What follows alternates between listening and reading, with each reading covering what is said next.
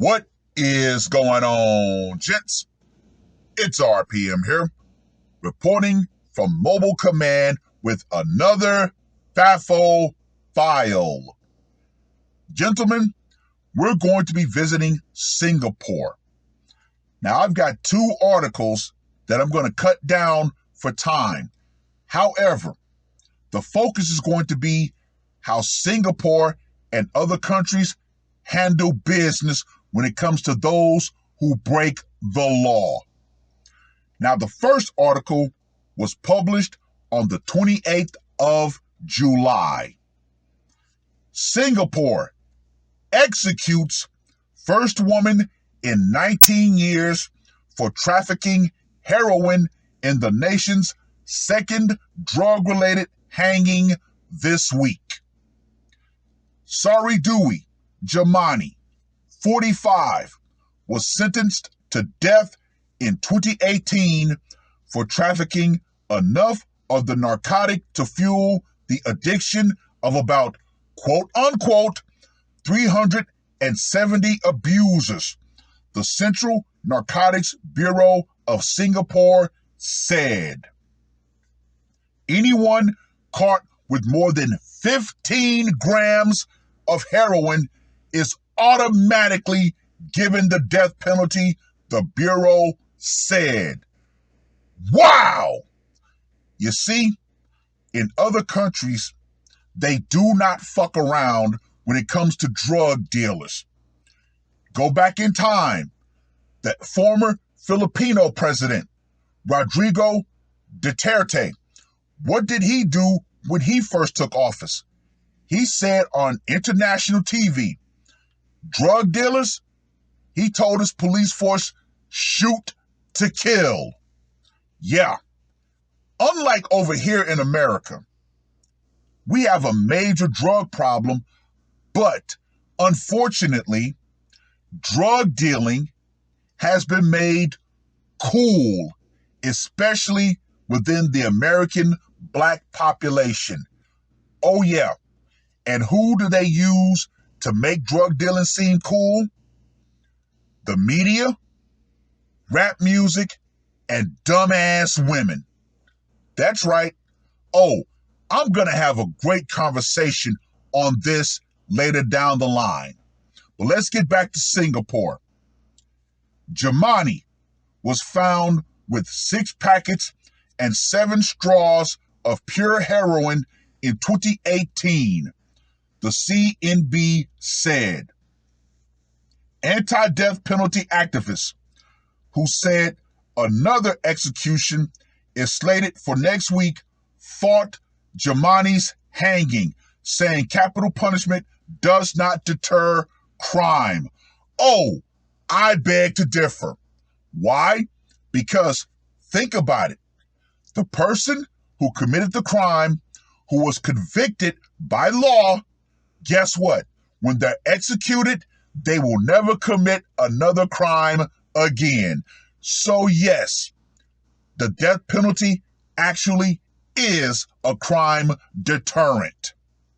However, CNB said her penalty was quote-unquote accorded full due process under the law.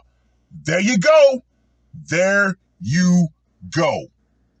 And she was represented by legal counsel throughout the process. So they're saying, yes, we afforded her all of the legal rights that she was required to have throughout the process.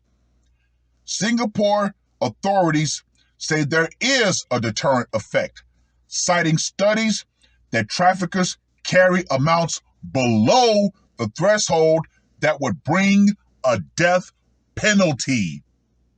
So, Brittany Griner, she's lucky that Russia actually wanted to exchange somebody for her.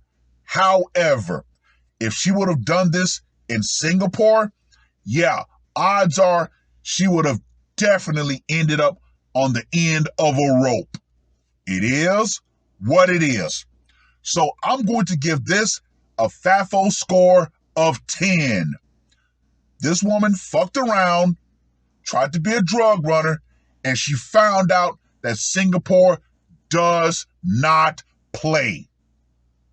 Now, the second article is an article that caused massive international outcry when it went down. And that article that I'm going to share with you is the caning of Michael Fay. In 1994, Singaporean authorities sentenced American teenager Michael Fay to be lashed 6 times with a cane for violating the Vandalism Act. This caused a temporary strain in relations between Singapore and the U.S. Now, I had just joined the Navy in '93, got to my first duty station in Japan. This was such a massive international incident that it got included into our port brief every time we went to Singapore. But yeah, gentlemen, we were told, do not break any laws in other countries. If you do, guess what? You're going to be left behind. Yeah, it was that big of an event. Fay was arrested for stealing road signs and vandalizing 18 cars over a 10-day period in September of 1993. Fay pled guilty, but he later claimed he was advised that such a plea would preclude the caning and that his confession was false, that he never vandalized any cars, and that the only crime he committed was stealing road signs. Well, if you stole the road signs, guess what? Odds are you did vandalize the cars. Although caning is a routine court sentence in Singapore, Fay's sentence garnered controversy and was widely covered in the media in the United States, as it was believed to be the first judicial corporal punishment involving an American citizen.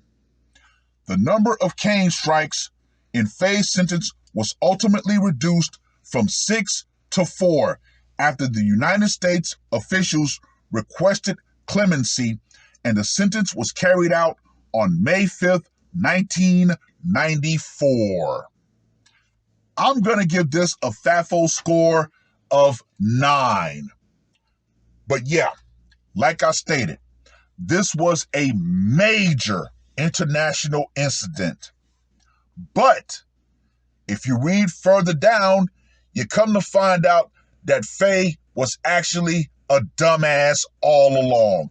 He had gotten arrested for a number of things later on in life. But this is going to be a lesson for a lot of you Americans, particularly you American women, particularly the American black woman.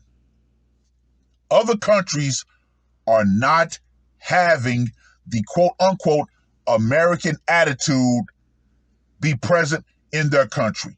No, no, no, no, no, no, no, no, no, no. When you go to other countries, you better be on your best damn behavior. Like, what was that woman, Sukihana, over in London, talking about she wanted to get her coochie scratched? Importation of ratchet behavior is something that other countries will not tolerate. Oh, no, no, no, no, no. Like the woman over in Dubai. Guess what? She still cannot leave the country. And guess what? Things might not end well for her. Then you have the one woman over in Bulgaria who ended up getting chased throughout a train. Why? Because the train conductors told her that she had to sit in the back with her dog. Come to find out, she had a huge-ass German Shepherd. But guess what? She decided, I'm going to do what I want to do. Like the woman in Italy who was told, do not bring food into the hotel. She said it on her own video. When someone tells me I can't do something, I'm going to do that thing. Ladies, the American attitude that you've been allowed to get away with over here does not transfer to other countries. Just like Michael Fay found out. Oh, I'm an American. You can't do anything to me. Wrong. Singapore wore his ass out literally. Even back then, I've seen sailors end up in foreign jails. Why? Because they fucked around with their American attitude and found out that it does not transfer overseas. Oh yeah, gentlemen. Oh yeah. Well, I've rambled on long enough. Read both articles. Let me know what you guys think. And to the Americans who think that you're going to go abroad and spread the quote unquote ugly American attitude, you better damn sure get yourself in line. Because believe you me, these foreign countries, you fuck around and find out. Guess what? They do not play when it comes to criminal behavior. Oh no, oh no, oh no. Far too many Americans have found out the hard way. And to you black American women, you really need to understand the power you think you have over here in America, that American society has allowed you to believe you have, has definitely gone out in foreign countries, as far too many black women have found out. Feminism and the idea that all men around the world are going to be chivalrous and going to defer to you, that has gone out right along with it. Because far too many women, black women in particular, have fucked around in other countries and found out that the men over there will not tolerate their bullshit. And they're being handled accordingly.